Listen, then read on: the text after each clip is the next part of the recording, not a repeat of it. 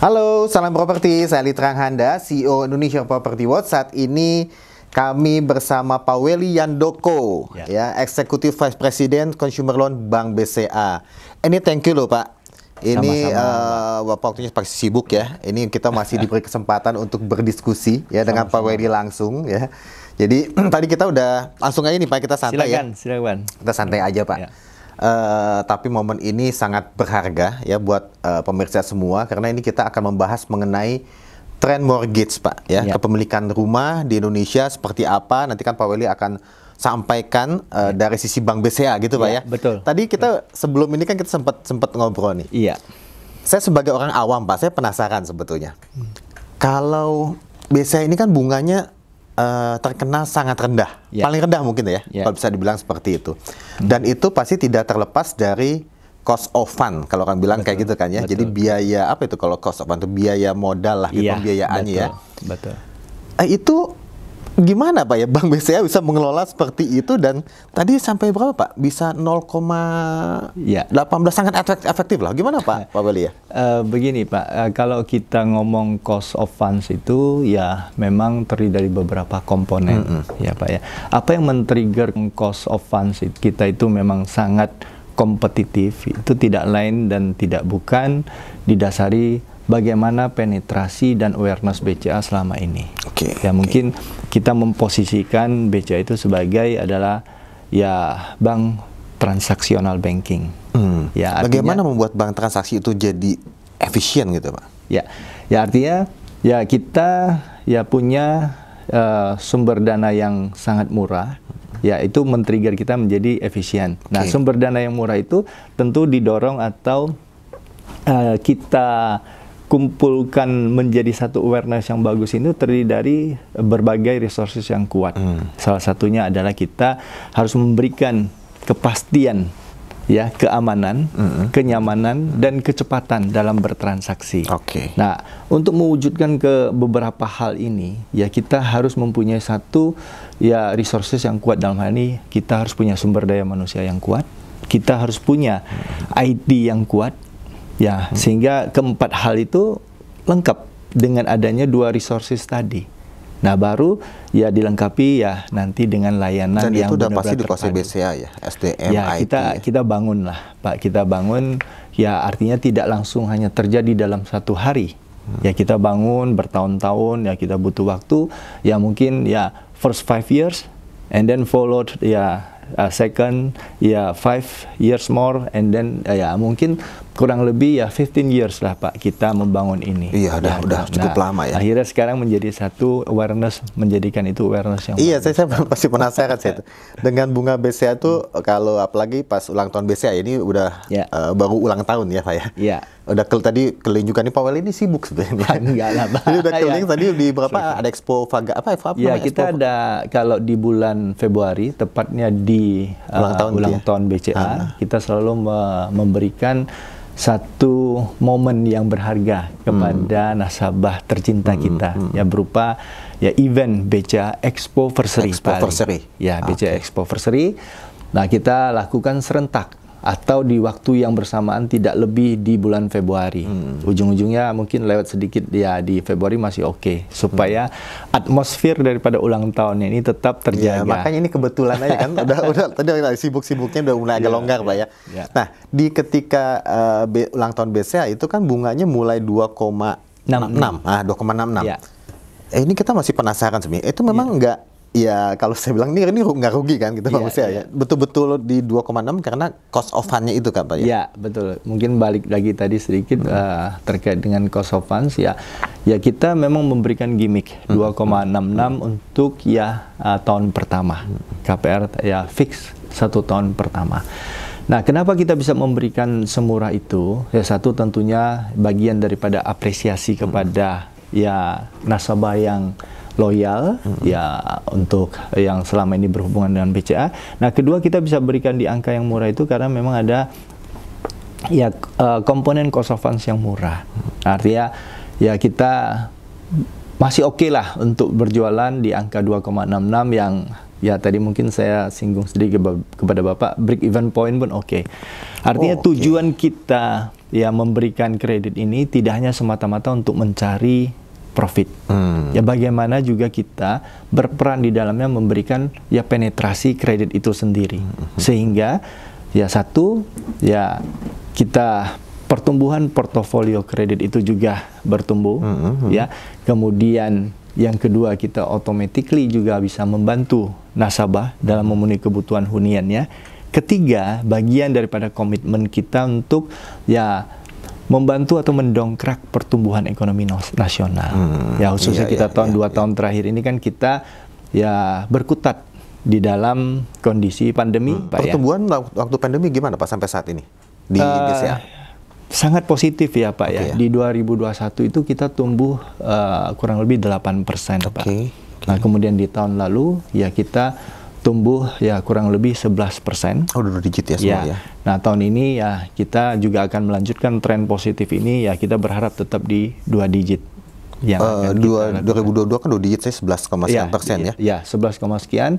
Kemudian di 2023 ya kita juga berharap ya 2 digit. Di 2023 ada isu apa ya Pak yang mungkin apa kita menghambat atau memang apa yang mengganggu, kan itu banyak ngomong resesi apa, kalau dari kami sebenarnya resesi nggak terlalu ini dampaknya sebetulnya gitu Pak ya, kan lokal yang kuat, tapi nggak tahu Pak Welly gimana tanggapannya Pak? Ya kami melihat ini ya sangat positif Pak di 2023. Nah ada beberapa pertimbangan pokok kita kenapa kita meyakini ini amat sangat positif. Satu, ya senada dan selaras dengan proyeksi pertumbuhan ekonomi di Indonesia yang kurang lebih 5-5,3% ya Pak ya. Nah, hal ini tidak hanya kita lihat ya semata-mata dari data statistik nasional saja.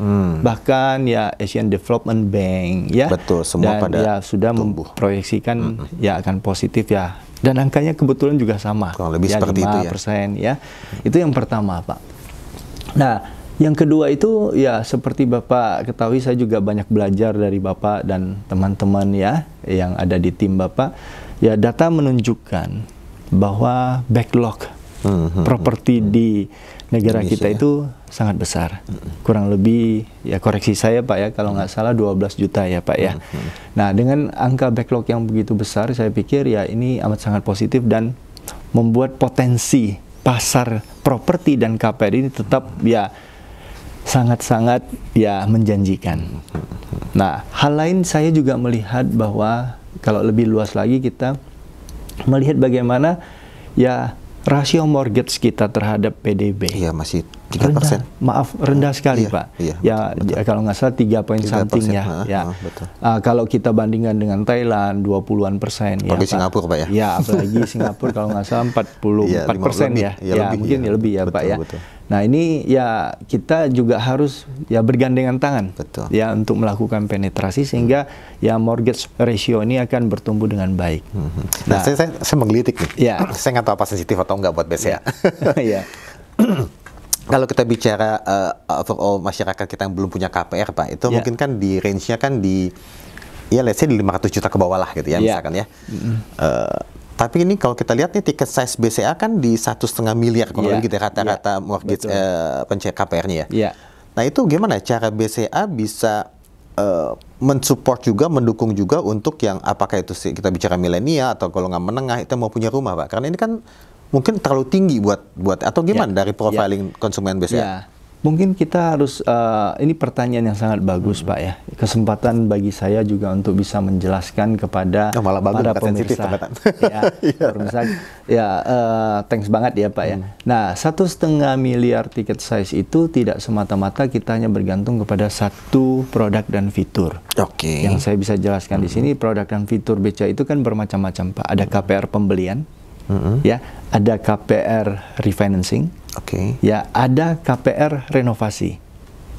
Nah, tentunya kita harus bagi ini. Masing-masing ini punya segmennya, Pak. Masing-masing punya segmennya. Nah, contoh pembelian mungkin any amount, Pak. Tapi kalau refinancing pasti certain amount. Ya, karena biasa orang akan menjaminkan mengagunkan rumahnya untuk keperluan dana tunai. Entah itu untuk keperluan konsumtif, entah itu untuk keperluan produktif. Termasuk secondary market, pasar second di sana ya. Betul. Nah, di pembelian ini kembali juga ada primary market dan secondary market. Nah, pada saat kita memetakan pembelian, specifically kita berbicara tadi ya sensitif atau tidak sensitif, bagaimana peran BCA untuk memenuhi kebutuhan hunian masyarakat untuk segmen katakan milenial atau berpenghasilan tertentu yang akan kita jangkau, kita sudah petakan, Pak. Nah, petakannya masuk kemana? Tentunya mostly adalah kita masuk ke area pasar primer. Nah, kita berusaha keras untuk memenuhi ya peran kita, fungsi kita untuk memenuhi kebutuhan hunian masyarakat. Nah, kita bekerja sama dengan developer-developer terpilih yang bermain di segmen ini, yang tentunya mempunyai komitmen jelas untuk membangun rumah dan menyelesaikan surat menyuratnya, sehingga nasabah-nasabah atau masyarakat yang mengambil rumah ini melalui KPR BCA khususnya mendapatkan satu kepastian, mendapatkan satu keamanan, mendapatkan satu kenyamanan bahwa rumah yang dia beli melalui KPR BCA itu aman. Nah, oleh karena itu kita masuk, Pak. Ya, ada beberapa lah, katakanlah developer A, B, dan C yang segmented banget untuk bermain di, ya katakanlah 500 juta ke bawah. Kita masuk ke situ. Dan kita membiayai segmen itu juga? Iya, kita masuk. Kurang lebih berapa persen, Pak? Saat ini sudah mulai bertumbuh dengan baik. Pada awalnya kita hampir tidak ada. Ya, tapi begitu di musim pandemi kita sudah mulai ada 2%. Awal pandemi sudah tiba-tiba ya melompat ke 2%, kemudian kita juga melompat lagi ke 4%, saat ini sudah menyentuh ke 6 dan 7%, Pak. Dan mungkin akan bertambah terus dalam 2 tahun terakhir ini loh, Pak. Kalau kita bicara BCA itu mungkin nggak touch ke situ ya, kita mikirnya ini mungkin belum kepikir dan belum nyaman. Ya, dan tidak tahu cara bermainnya seperti apa. Karena beda, betul ya, beda Pak ya, main di sana, dan kita juga belajar. Ya, sekali lagi, ya pandemi membuka segalanya, ya membuat kami tersadar bahwa ada segmen tertentu yang kita bisa berperan lebih baik lagi, ya wujud dari fungsi intermediasi daripada perbankan khususnya di BCA. Nah, kita juga belajar, Pak, dengan teman-teman kita yang jago, ya yang mempunyai expert sama banking, ya di segmen ini seperti apa. Kita tidak sungkan-sungkan untuk berubah dan belajar untuk mendevelop kita sendiri. Nah, hasilnya tadi, Pak, di musim pandemi itu kita bisa tumbuh. Dan saat ini kita sudah punya populasinya. Nah, pada saat sudah punya populasinya, kita bisa belajar ya bagaimana memberikan KPR yang terbaik ini kepada masyarakat dengan aman, nyaman, dan tentunya bisa memenuhi kebutuhan ya hunian buat masyarakat kita ya, Pak ya. Betul. Saya kepikir gini, Pak. Dulu itu kan sempat, saya nggak tahu apa saat ini masih persepsinya kan biasa itu banknya bank yang KPR-nya tinggi lah gitu ya. Dia mungkin ya 1,5 miliar, 1 miliar ke atas lah gitu kan. Dan kalau untuk approve di BCA itu sulit, Pak. Nah, ini untuk yang golongan 500 juta ke bawah, yang notabene ya mungkin terbatas juga penghasilannya, itu ada kendala nggak ketika dia mengajukan ke BCA, Pak? Sama sekali tidak ada. Jadi fungsi BCA dan kemudian saya sendiri dalam hal memimpin bisnis KPR ini, ya kami berkomitmen tinggi ya bagaimana untuk membuat ini semua nyaman, membuat ini semua rileks, dan membuat ini serba pasti. Nah, kalau Bapak tanyakan ada kendala nggak? Hampir pasti kita bikin ya zero constraint, Pak. Ya, berbagai aspek kita sudah liatin, ya kita jagain, ya mulai dari aspek produk dan fitur, ya produk dan fitur kita, ya kalau KPR kan Bapak mungkin pahamin bahwa produknya tetap tradisional. Ya bagaimana kita memberikan dia bisa mengasur kembali ya. Yang penting ya bisa diberikan dengan baik. Nah, produk kita sudah berikan, kemudian fitur kita ubah, Pak. Jangka waktu ya kita perunak. Yang tadinya KPR BCA hanya 15 tahun, ya kemudian di masa pandemi kita perpanjang menjadi 20 tahun. Sekarang begitu kita sudah pelajari ini dengan baik dan populasinya bagus, kita perpanjang menjadi 25 tahun, Pak. 25 tahun. Ya. Sekali lagi jangka waktu KPR kita sudah bisa 25 tahun. Nah, ini berdampak amat sangat positif buat masyarakat karena angsuran menjadi murah. Nah, dikombinasikan tadi dengan produk dan bunga murah. fitur dengan pricing, Pak ya. Pricing. Dengan bunga kita kasihkan yang terbaik. Iya. Nah, di luar itu juga kita melakukan pengembangan-pengembangan, Pak. Ya, untuk ya fitur-fitur tambahan yang bisa membantu mereka. Contoh, ada Mereka ini relatif ke mana nih Pak? Golongan dalam usianya atau range harga 500 juta ke bawahnya nih? kombinasi. Kombinasi, Karena ya. yang mungkin yang akan masuk di situ juga belum tentu, maaf, yang senior. Iya, Ada juga iya, yang junior, betul, ya Pak ya. betul, Ya. betul.